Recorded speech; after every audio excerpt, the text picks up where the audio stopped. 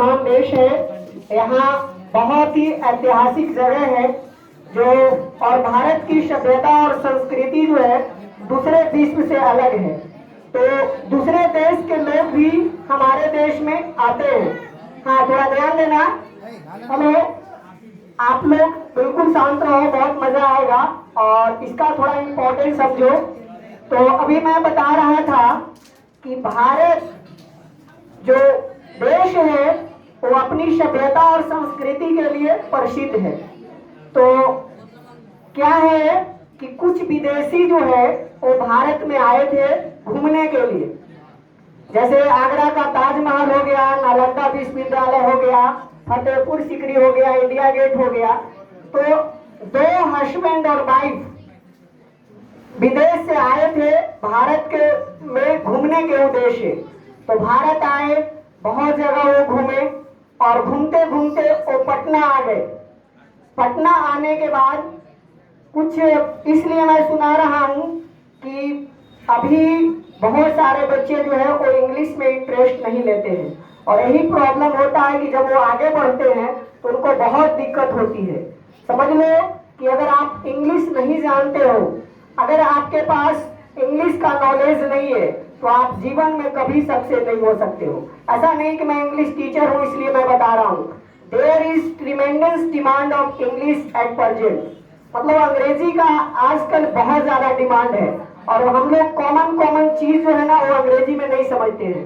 तो हस्बैंड और वाइफ जो है वो पटना पहुंचे। पटना पहुंचने के बाद चिड़ियाघर देखे, गोलघर देखे। उसके बाद पटना में एक नाला रोड बहुत प्रसिद्ध है, नाला रोड समझती हो, नाम भी सुना होगा तुम लोग। तो घूमते घूमते वो नाला रोड में चले गए, नाला रोड से वो गुजर रहे थे।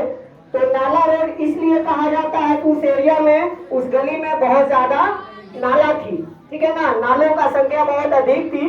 अब विदेशी लोगों का बोलने का स्टाइल, चलने का स्टाइल, खाने का स्टाइल बहुत अलग होता है ना। तो जब वो घूम रहे थे, जा रहे थे, तो संयोगवश हस्बैंड जो है वो नाला में गिर गया। घूमने के दरमियान वो नाला में गिर गया।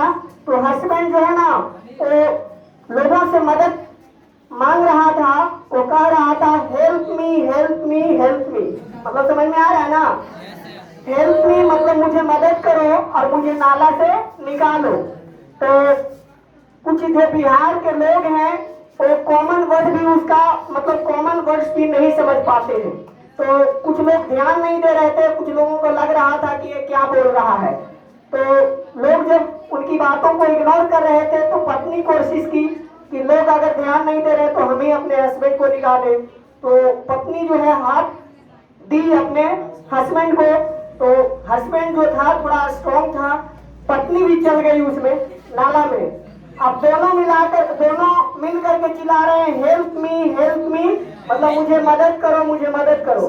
तो हम लोग बिहारी है ना, कुछ बिहारी लोग ये समझ रहा है, वो कह रहा है, उन लोग दोनों कह रहे हैं कि हेल्प मी, और बिहारी कुछ लोग थे वो कह रहे थे कि देखो एक तो अपने हेलल है और हमरो कह रहा है हेल्प भी।